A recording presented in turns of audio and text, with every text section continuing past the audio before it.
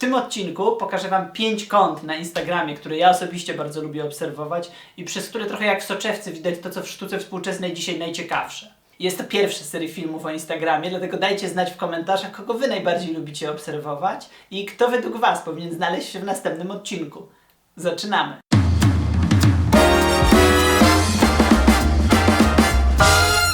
Wiktoria Walędzik znana jest na Instagramie jako Miałfur. Wiktoria jest przede wszystkim rzeźbiarką. Na Instagramie znajdziemy wiele jej portretów z własnymi pracami, a także kadrów z najdziwniejszych hotelików oraz pałacyków, w których artystka, jak sama wspomina, szuka inspiracji do najnowszych prac. To, co mnie osobiście gdzieś tam zawsze fascynowało w twórczości Wiktorii, ale też w jej Instagramie, to jest taki bardzo zabawny refren. W sensie te prace pochodzą z internetu, często bazują na przeróżnych memach i zdjęciach znalezionych w sieci. Potem ona przenosi je w trzeci wymiar, tworzy z nich rzeźby, a potem te prace tak jakby za pomocą Instagrama znów wracają do tego pierwotnego miejsca, znów pojawiają się w sieci, w przestrzeni wirtualnej.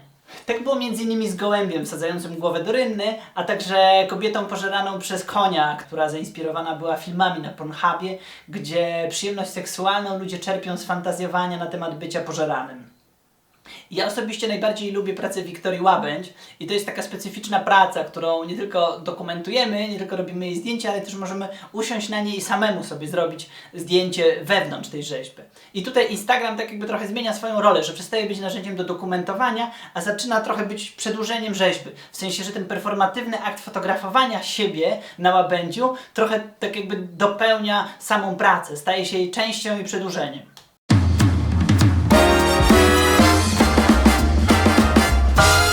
Karol Radziszewski, czyli ikona sztuki queerowej. I to jest przykład jednego z takich artystów, których po prostu nie sposób opisać w kilku zdaniach. Karol jest m.in. założycielem Queer Archive Institute, jest twórcą filmów, malarzem i ma jeszcze wiele innych funkcji na czele z byciem jednym z dwóch ojców cudownej Zosi. To, co ja szczególnie lubię w Instagramie Karola, to jest jego niesamowite zrozumienie medium. On w taki idealny sposób łączy to, co atrakcyjne wizualnie, z tą stroną bardziej merytoryczną. I też kolejna rzecz, która mi się bardzo podoba w Instagramie Karola, to jest, że on podchodzi do każdego posta z niezwykłą dbałością. Zawsze, albo prawie zawsze, jeśli widzimy jakąś postać, czy to jest zdjęcie, czy to jest obraz, najpewniej znajdziemy poniżej posta opis, kim ta osoba jest. I też nie jest to cały wielki esej, tylko Karol wybiera jakąś taką syntetyczną esencję, strawną dla przeciętnego odbiorcy Instagrama. Trudno też ukryć, że content, który publikuje Karol, jest idealny na Instagrama i artysta dobrze to wie i całymi garściami z tego czerpie. Najlepszym przykładem są pewnie Reelsy, których artysta ostatnio coraz więcej publikuje i według mnie to jest taki przykład, który pokazuje, że artysta nie boi się eksperymentować, nie boi się nowości i też w ten sposób przyciąga do siebie coraz większą rzeszę fanów. Ciekawostka jest taka, że od pewnego czasu obrazy Karola Radziszewskiego, nie wszystkie, niektóre, dokładnie odpowiadają proporcjom Insta Stories oraz pozostałym formatom przeznaczonym do publikowania na Instagramie.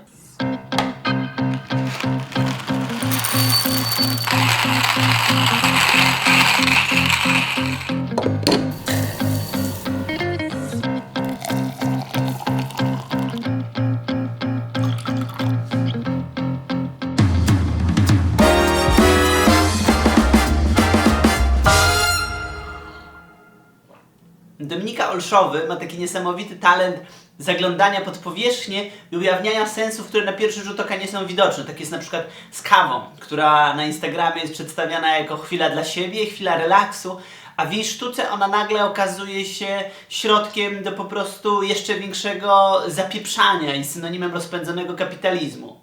Profil Dominiki Olszowej na Instagramie jest w ogóle taką dokładną odwrotnością tego, co na Instagramie zazwyczaj spodziewamy się zobaczyć. To znaczy ludzie publikują zdjęcia z wakacji, piękne widoczki, jedzenie, a u niej jest to wszystko, co pewnie chcielibyśmy ukryć. Dominikę Olszowej inspiruje to, co właśnie niechciane, to, co może w pewnym sensie nawet odpychające, jak stara miotła, pety rozrzucone na podłodze albo pajęczyna w rogu pokoju. Popularność Dominice Olszowy przyniosły takie wielkoskalowe instalacje znajdujące się na granicy rzeźby oraz scenografii. Przykładami jest m.in. Cmentarz Wiecznego Wypoczynku, Stypa albo Mokry sen Chochoła. I to wszystko są takie instalacje, do których mogliśmy wejść do środka. I to pokazuje, jak Dominika Olszowa w ogóle pracuje. Ona nie myśli konkretnymi pracami, obiektami, tylko całą sytuacją, całą właśnie scenografią, do której trochę tak jak aktorzy wchodzimy do środka i zaczynamy odgrywać własne role. W kontekście Instagrama, to co dla mnie jest jakieś takie najbardziej ekscytujące i chyba w pewnym sensie najmniej oczywiste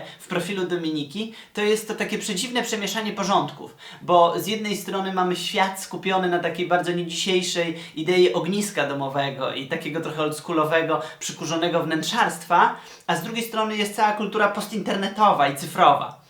I to idzie dalej. U Dominiki Olszowej Instagram przestaje być tylko narzędziem i zaczyna realnie kształtować to, jak ta sztuka wygląda w świecie rzeczywistym. Wiele prac wydarza się najpierw w internecie, na Instagramie, jako luźne, niezobowiązujące, zabawne animacje i dopiero później przez artystkę te animacje są przenoszone w sposób mniej lub bardziej uświadomiony w przestrzeń rzeczywistą, jako po prostu trójwymiarowe obiekty.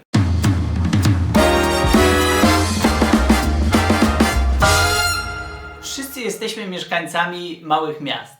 Tak brzmi hasło widniejące na profilu Maćka Cholewy, znanego szerszej publiczności jako pozdrowienia z małego miasta. Na pozdrowieniach znajdziemy przede wszystkim zdjęcia przedstawiające, jak sama nazwa wskazuje, małe miasta oraz przeróżne ich skarby. Spektrum tematów interesujących Maćka Cholewę jest bardzo obszerne.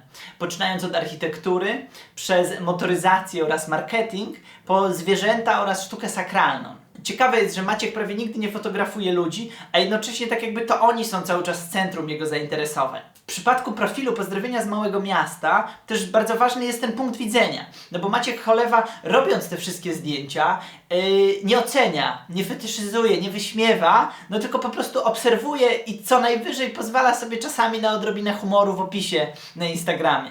Sam Cholewa również pochodzi z małego miasta, urodził się on w Radzionkowie i ten Radzionków też często przewija się przez pozdrowienia.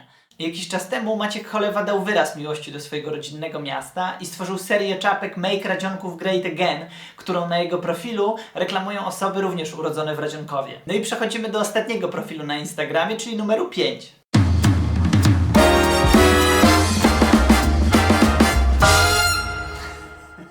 Bolesław Chromry to pseudonim artystyczny twórcy pochodzącego z Krakowa, który swojej niechęci do tego miasta poświęcił aż 2 wystawy. Jak sam wspomina, jeżeli ktoś urodził się w Krakowie i nadal chce tam mieszkać, to chyba jest pijany albo nawdychał się za dużo nitro, jak studiował na SP. Nowe posty na profilu Chromrego pojawiają się po kilka razy w tygodniu. Ulubione tematy artysty to m.in. bardzo poważne kwestie egzystencjalne, polityka oraz ukochane psy.